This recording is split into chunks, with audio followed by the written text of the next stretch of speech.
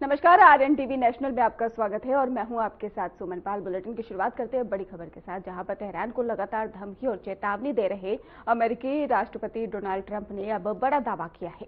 Trump ने कहा है कि ईरान में ही सरकार विरोधी प्रदर्शनकारियों की हत्या रोक दी गई है। अमेरिकी राष्ट्रपति डोनाल्ड ट्रंप ने बुधवार को यह भी कहा कि विश्वसनीय सूत्रों ने उन्हें ये जानकारी दी है कि फांसी की योजनाएं रोक दी गई है। ट्रंप का ताजा बयान उनके पुराने रुख में ही बड़े बदलाव का संकेत है और उसमें ही उन्होंने ईरान के खिलाफ सैन्य कार्रवाई की धमकी दी है। और एक दिन पहले ही मंगलवार को ट्रंप ने ही ईरान में प्रदर्शनकारियों को विरोध जारी रखने का ही आग्रह किया था और कहा था कि उनके लिए मदद आ रही है। और इस बीच ईरान ने भी फांसी को लेकर बयान दिया है।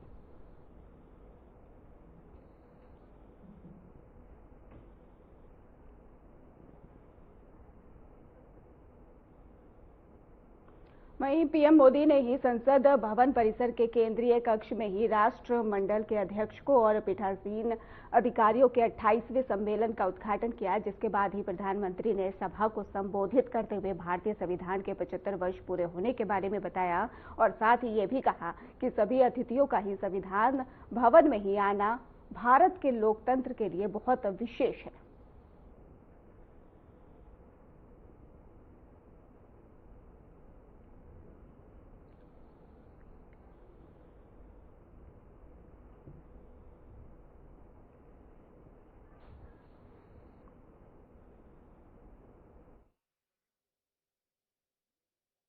अवसर है जब कॉमनवेल्थ स्पीकर्स और प्रिसाइडिंग ऑफिसर्स की कॉन्फ्रेंस भारत में हो रही है। इस बार इस कॉन्फ्रेंस का मुख्य विषय effective delivery of parliamentary democracy है। आप सभी जानते हैं कि जब भारत आजाद हुआ तो उस दौर में ये आशंका व्यक्त की गई थी कि इतनी डायवर्सिटी में भारत में लोकतंत्र टिक नहीं पाएगा। लेकिन भारत ने इसी डायवर्सिटी को डेमोक्रेसी की ताकत बना दिया। भारत में डेमोक्रेसी का अर्थ लास्ट माइल डिलीवरी है। हम एक लोक कल्याण की भावना से हर व्यक्ति के लिए बिना किसी भेदभाव के काम कर रहे हैं और इसी लोक कल्याण की भावना के कारण बीते कुछ वर्षों में 25 करोड़ लोग गरीबी से इन इंडिया डेमोक्रेसी डिलीवर्स।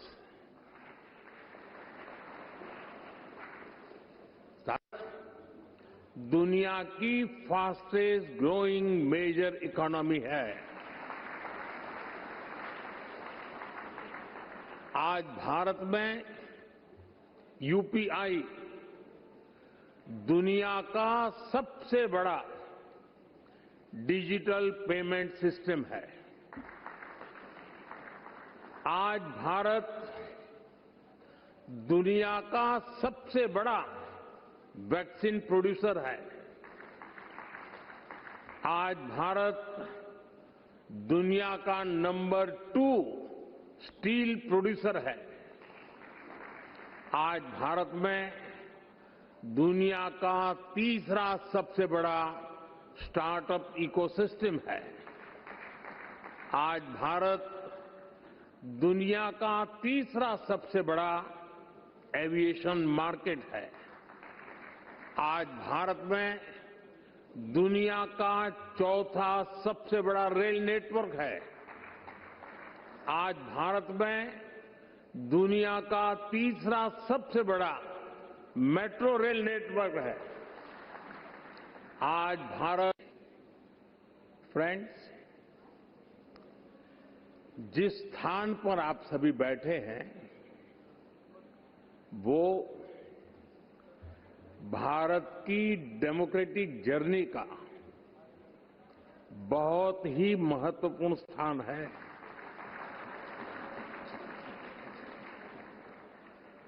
गुलामी के आखिरी वर्षों में जब भारत की आजादी तय हो चुकी थी, उस समय इसी सेंट्रल हॉल में भारत के संविधान की रचना के लिए संविधान सभा की बैठकें हुई थी। भारत की आजादी के बाद 75 वर्षों तक ये इमारत भारत की संसद रही और इसी हॉल में भारत के भविष्य से जुड़े अनेक महत्वपूर्ण निर्णय, अनेक चर्चाएं हुई। अब लोकतंत्र को समर्पित इस स्थान को भारत ने संविधान सदन का नाम दिया है। कुछ समय पहले ही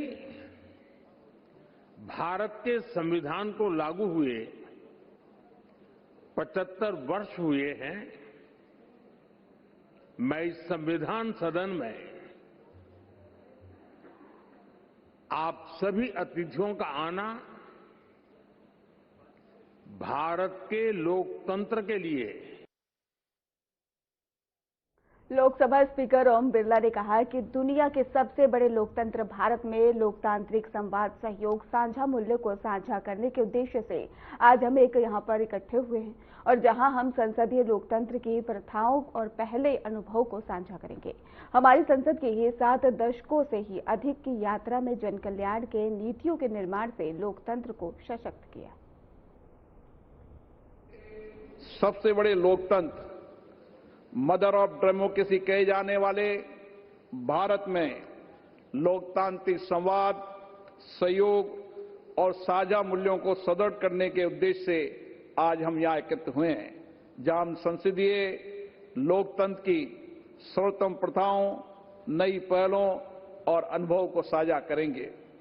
हमारी संसद की 7 दशकों से अधिक यात्रा में हमने जन केंद्रित नीतियों और कल्याणकारी कानूनों के निर्माण से लोकतंत्र को सशक्त किया है तथा हमारी निष्पक्ष निर्वाचन पद्धति ने भारत के प्रत्येक नागरिक की लोकतंत्र में भागीदारी सुनिश्चित की है। इससे लोकतंत्र के प्रति लोगों की आस्था बढ़ी है। संसद और सरकार के साझे प्रयासों से हमने कई अनावश्यक कानूनों को हटाया है, नए कल्याणकारी कानून बनाए, जनता की अपेक्षाओं के अनुसार नीतियां बनाई है। इसका परिणाम है कि आज हम विकसित और आत्मनिर्भर राष्ट्र के निर्माण के लक्ष्य की ओर मजबूती से बढ़ रहे हैं। माननीय प्रतिनिधिगण, राष्ट्रमंडल देशों के इस संसदीय परिवार में विभिन्न देशों के पीठासीन अधिकारियों को वैश्विक महत्व के वर्तमान मुद्दों पर एक साथ लाने की क्षमता है। आज विश्व अभूतपूर्व तकनीकी परिवर्तन के दौर से गुजर रहा है।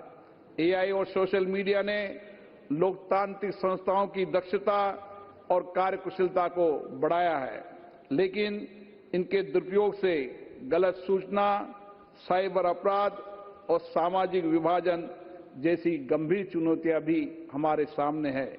यह हमारा सामूहिक दायित्व है कि हम इन चुनौतियों पर गंभीरता से विचार कर उसका उचित समाधान निकालें। देश भर में आज आस्था के साथ खिचड़ी और मकर संक्रांति मनाया जा रहा है। गोरखपुर में भी मकर संक्रांति के पावन पर्व पर मुख्यमंत्री योगी आदित्यनाथ ने ब्रह्म मुहूर्त में गोरखनाथ मंदिर में ही महायोगी गुरु गोरखनाथ को विधि विधान से खिचड़ी चढ़ाई। उन्होंने ही लोक मंगल और सभी के सुख समृद्धि की प्रार्थना की।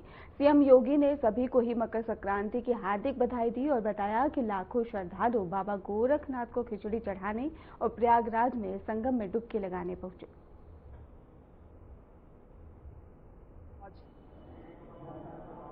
मकर संक्रांति का पावन पर्व है।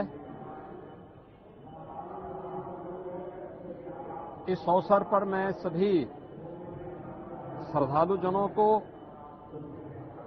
प्रदेशवासियों को मकर संक्रांति के पावन पर्व की हार्दिक बधाई और शुभकामनाएं देता हूं।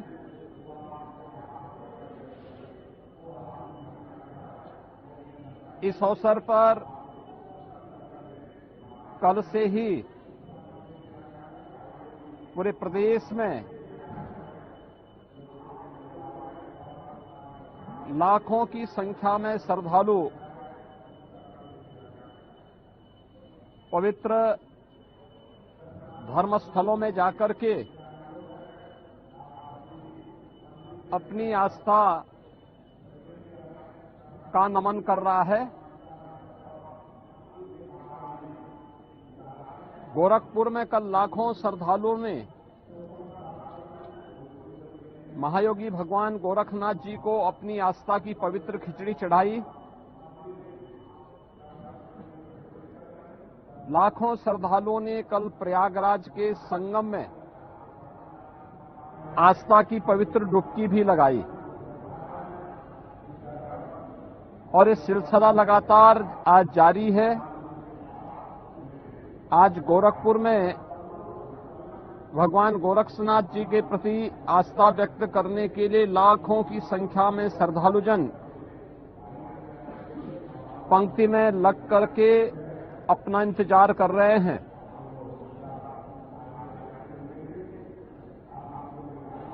मकर संक्रांति भारत के पर्व और त्योहारों की परंपरा का एक अत्यंत महत्वपूर्ण पर्व है। सूर्य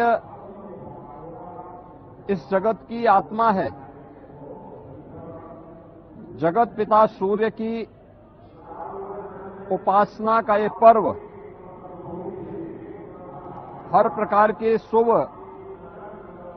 कार्यों के लिए, मांगलिक कार्यों के लिए एक प्रशस्त तिथि मानी जाती है। यानी आज के बाद से सनातन धर्म की परंपरा में सभी मांगलिक कार्यक्रम प्रारंभ हो जाएंगे।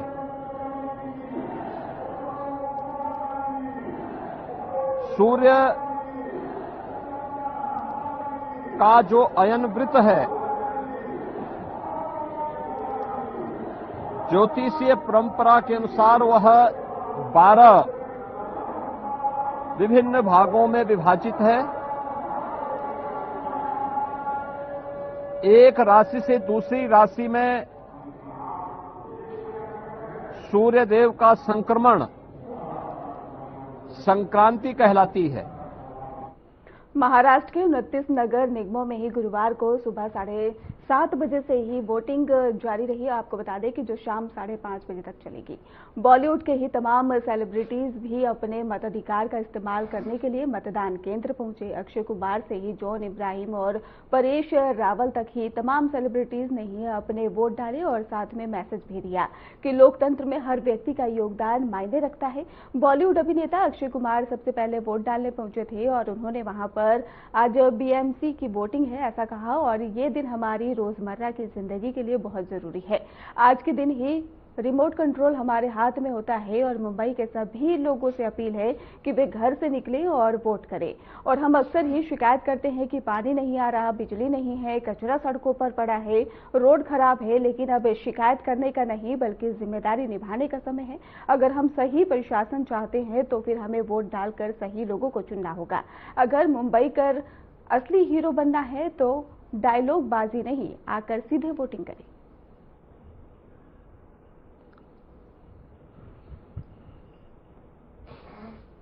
महाराष्ट्र के मुख्यमंत्री देवेंद्र फडणवीस ने ही अपने परिवार के साथ महाराष्ट्र नगर निगम चुनाव 2026 के लिए वोट डालने पहुंचे।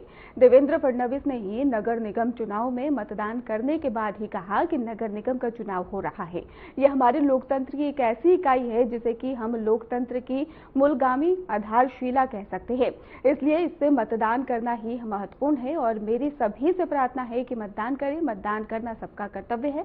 मैंने भी मतदान किया और नागपुर में ही बीजेपी उम्मीदवार भूषण सिंघण्णे पर हुए हमले पर उन्होंने कहा कि इन पर कांग्रेस के लोगों ने जानलेवा हमला किया।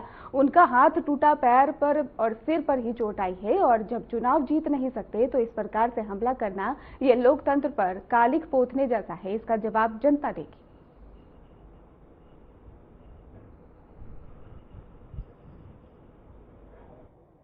हमारी म्युनिसिपल कॉरपोरेशन का चुनाव हो रहा है। हमारे लोकतंत्र की एक ऐसी इकाई है जिसको हम लोकतंत्र की मूलगामी आधारशिला कह सकते हैं। इसलिए इसमें मतदान करना ये बहुत महत्वपूर्ण है। जिनका भारत के लोकतंत्र पर विश्वास है, ऐसे सभी लोगों से मेरी प्रार्थना है कि आप मतदान के लिए जाइए। मैं ऐसा मानता हूं कि मतदान ये केवल आपका अधिकार नहीं है, तो ये आपका कर्तव्य भी है। लोकतंत्र में अगर हम अच्छा शासन चाहते हैं तो हम मतदान के लिए जाएं। इसलिए मैंने भी मतदान किया है। मैं सभी को अपील करता हूं, आप भी मतदान कीजिए, बड़े से बड़ी संख्या में मतदान कीजिए। कोई भी अपने घर पे नहीं रुके, सभी लोग लोकतंत्र के इस उत्सव में सम्मिलित हो, ऐसा मैं सबसे निवेदन करता हूं। मुख्यमंत्री जी, बीजेपी के उम्मीदवार पर हमला हुआ, और ये चुनाव आप पे भी काफी टीका टिप्पणी की गई, मिमिक्री की गई। किस तरह चुनाव जा रहा है, क्योंकि उम्मीदवारों पे भी हमले शुरू हो गए हैं। देखिए, नागपुर के हमारे उम्मीदवार श्रीमान भूषण सिंघण्णे, इनके ऊपर कांग्रेस के लोगों ने जानलेवा हमला किया। उनका हाथ टूटा, उनके पैरों पर भी चोट आई है, सिर पर भी चोट आई है, साथ में जो थे उनका भी सिर फूटा है। और एक प्रकार से चुनाव जब जीत नहीं सकते तो इस प्रकार से हमला करना ये लोकतंत्र को कालिख पोतने जैसा है। लेकिन इसका जवाब जनता देगी। और जो आपने कहा, मुझे ऐसा लगता है कि जिन्होंने भी मुझ पर कुछ कहा होगा उनको भी जवाब जनता ही देगी। चुनाव जिताने के लिए लगा हुआ है, लेकिन वो ऐसा होने प्रशासन भारतीय जनता पार्टी महायुति को जिताने का प्रयास कर रहा है। मुझे ऐसा लगता है कि अभी विपक्ष ने नई स्क्रिप्ट लिखनी चाहिए। ये स्क्रिप्ट घिस गई, इसके खिलाफ वो हाईकोर्ट में हारे, सुप्रीम कोर्ट में हारे, सुप्रीम कोर्ट ने उनको लताड़ा, बावजूद उसके वही स्क्रिप्ट उनकी चल रही है। और इस बात से एक चीज बहुत पक्की हो जाती है कि हमारे इस चुनाव में हमारी जीत ये पक्की दिखती है, क्योंकि अभी से अगर हमारा विपक्ष कल की हार के बाद क्या बोलना इसकी प्रैक्टिस कर रहा है। पंजाब के मुख्यमंत्री भगवंत मान ने श्री अकाल तख्त साहिब में ही जत्थेदार के सामने पेश होकर गुरु की गोलक पर दिए अपने बयान को स्पष्ट किया। मुख्यमंत्री ने प्रेस कॉन्फ्रेंस में कहा है कि वे एक विनम्र सिख और भक्त के रूप में ही अकाल तख्त के सामने पेश हुए। उन्होंने कुछ दस्तावेज सौंपे हैं और जत्थेदार द्वारा उन्हें सिख रिहत मर्यादा की ही पुस्तिका भी सौंपी गई है, जिसका वे पालन करेंगे। आदेश हुए सी कि ਅੱਜ ਦੀ ਤਰੀਕ 'ਚ ਮੈਂ ਆਪਣਾ ਪੱਖ, ਮੈਂ ਆਪਣਾ ਸਪਸ਼ਟੀਕਰਨ ਜਿਹੜਾ ਉਹ ਸਕੱਤਰੇਤ ਦੇ ਵਿੱਚ, ਅਕਾਲ ਤਖਤ ਸਾਹਿਬ ਦੀ ਸਕੱਤਰੇਤ ਦੇ ਵਿੱਚ ਪੇਸ਼ ਹੋ ਕੇ ਮੈਂ ਆਪਣਾ ਪੱਖ ਰੱਖਾਂ। ਸੋ ਉਸੇ ਸਿਲਸਿਲੇ 'ਚ ਅੱਜ ਇੱਕ ਨਿਮਾਣੇ ਸਿੱਖ ਦੇ ਤੌਰ ਤੇ ਸਰਵਉੱਚ ਸ੍ਰੀ ਅਕਾਲ ਤਖਤ ਸਾਹਿਬ ਵਿਖੇ ਨਤਮਸਤਕ ਹੋਏ ਹਾਂ। ਸਿੰਘ ਸਾਹਿਬ ਨਾਲ ਕਾਫੀ ਵਿਸਤਾਰ ਦੇ ਵਿੱਚ ਜੋ ਵੀ ਉਹਨਾਂ ਦੇ ਕੋਲ ਮੇਰੀਆਂ ਕੋਈ ਸਟੇਟਮੈਂਟਸ ਜਾਂ ਪਿਛਲੇ ਦਿਨਾਂ ਦੇ ਕੋਈ ਸਰਕਾਰ ਨਾਲ ਸੰਬੰਧਿਤ ਕੰਮਾਂ ਕਾਰਾਂ ਦੀ ਕੋਈ ਸ਼ਿਕਾਇਤ ਵਗੈਰਾ ਪਹੁੰਚੀ ਹੋਊਗੀ, ਉਹਨਾਂ ਨੇ ਉਹ ਮੇਰੇ ਸਾਹਮਣੇ ਰੱਖੀ ਤੇ ਮੈਂ ਉਹਦੇ ਆਪਣਾ ਪੱਖ ਜਿਹੜਾ ਉਹ ਸਪਸ਼ਟ ਕਰਤਾ। ਤੇ ਅੱਗੇ ਸਿੰਘ ਸਾਹਿਬ ਨੇ ਨਿਰਦੇਸ਼ ਦਿੱਤੇ ਨੇ ਕਿ ਅਸੀਂ ਪੰਜ ਸਿੰਘ ਸਾਹਿਬਾਨਾਂ ਦੀ ਇਕੱਤਰਤਾ ਕਰਕੇ ਉਸ ਤੋਂ ਬਾਅਦ ਉਹ ਜੋ ਵੀ ਮੇਰੇ ਪੱਖ ਨੇ ਜਾਂ ਮੇਰਾ ਸਪਸ਼ਟੀਕਰਨ ਹੈ ਉਹਦੇ ਬਾਰੇ ਕੋਈ ਅਗਲਾ ਜਿਹੜਾ ਆਦੇਸ਼ ਦਿੱਤਾ ਜਾਊਗਾ। ਤੇ ਬਤੌਰ ਪੰਜਾਬ ਦੇ ਮੁੱਖ ਸੇਵਾਦਾਰ ਦੇ ਤੌਰ ਤੇ, ਮੁੱਖ ਮੰਤਰੀ ਦੇ ਤੌਰ ਤੇ ਮੇਰੇ ਕੋਲੇ ਜੋ ਕੁਝ श्रोमणी प्रबंधक कमेटी दे बसपा प्रमुख मायावती ने कहा कि नव वर्ष के पहले महीने में ही आज के दिन पूरे देश भर में बीएसपी के लोग मेरा जन्मदिन पार्टी और इसके साथ ही मूवमेंट के ही हित में इसे जन कल्याणकारी दिवस के रूप में ही बहुत सादगी के साथ मनाते हैं। इस मौके पर ही पार्टी के वरिष्ठ लोग आमजन से जुड़ी उन जन कल्याणकारी योजनाओं के बारे में बताते हैं जिन्हें उत्तर प्रदेश में बीएसपी की 4 बार मेरे नेतृत्व में रही सरकार में शुरू किया गया था। हमने उन्हें जमीनी हकीकत में ही लागू करके दिखाया था और जिससे उत्तर प्रदेश में ही गरीबी, मजदूरों, बेरोजगारी, किसानों, व्यापारी, युवाओं, महिलाओं और अन्य मेहनतकश लोगों के साथ साथ यहां दलितों, आदिवासी और पिछड़े वर्गों और अन्य धार्मिक अल्पसंख्यक समाज के लोगों की भी स्थिति में काफी सुधार आया। कि नव वर्ष के पहले महीने में ही आज के दिन अर्थात दिनांक 15 जनवरी को पूरे देश भर में बीएसपी के लोग मेरा जन्मदिन पार्टी व मूवमेंट के हित में इसे जन कल्याणकारी दिवस के रूप में बहुत ही सादगी के साथ मनाते हैं और इस मौके पर पार्टी के वरिष्ठ लोग खासकर आम जनहित से जुड़ी उन जन कल्याणकारी योजनाओं के बारे में बताते हैं जिन्हें यहाँ यूपी में बीएसपी की 4 बार मेरे नेतृत्व में रही सरकार में शुरू किया गया था तथा उन्हें कांग्रेस, बीजेपी व अन्य विरोधी पार्टियों की सरकारों की तरह अधिकांश सरकारी कागजों में ही दर्ज करा के नहीं छोड़ दिया था, बल्कि जमीनी हकीकत में भी लागू करके दिखाया था।